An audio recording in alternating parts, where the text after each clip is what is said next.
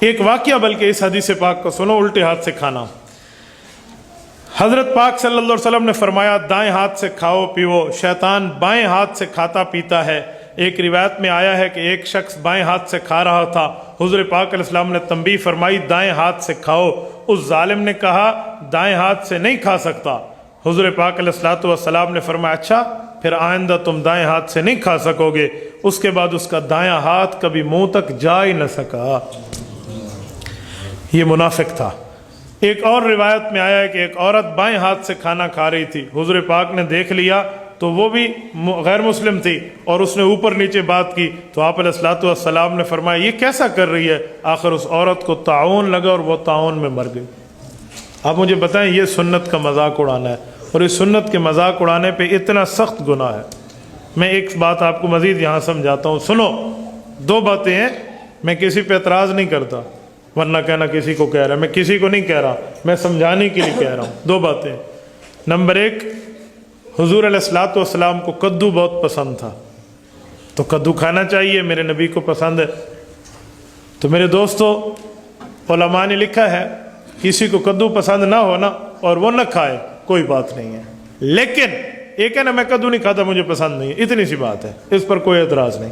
لیکن کوئی اگر یوں کہے میرے نبی کو کدو پسند تھا مجھے پسند نہیں ہے، فرمایا اس بندے کا ایمان پر خاتمہ نہیں ہوگا، اس کو توبہ کرنی پڑے گی۔ کیوں؟ یہ حضور کے ساتھ مقابلہ کر کے کہہ رہا ہے۔ ایک ہے نا ایسے بتا رہا ہے کہ یار مجھے کدو پسند نہیں تھا، بس بات ختم ہو گئی نا۔ ایک ہے حضور کے ساتھ ملا کر کہہ رہا ہے میرے نبی کو تو پسند تھا مجھے پسند نہیں ہے، بلکہ یوں کہے میرے اللہ آپ کے نبی کو پسند تھا آپ میرے دل کو پسند فرما دیں، یوں مانگے۔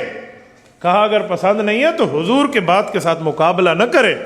دوسری بات فرمایا اسی طرح سنت رسول داڑھی مبارک ہے، جس بندے کی داڑھی ہے وہ رکھتا ہے بہت بڑا ثواب ہے، اور جو داڑھی کاٹتا ہے اور خود کو گناہ گار مانتا ہے تو ایسے آدمی کو اللہ ایک دن توبہ کی توفیق دے گا۔ یار میں غلطی کر رہا ہوں، مجھے سرا کی اجازت مکالا من لمبا صلی اللہ میں کو توبہ توفیق دے گا۔ کہا ایسا آدمی کافر نہیں ہے، مسلمان ہے۔ لیکن ایک بندہ حضور سے مقابلہ کر کہتا ہے کہ میں نبی والی داڑھی نہیں رکھتا مجھے اچھی نہیں لگتی، فرمایا اس کا ایمان ختم ہو جاتا ہے۔ کیوں؟ یہ حضور سے مقابلہ کر رہا ہے۔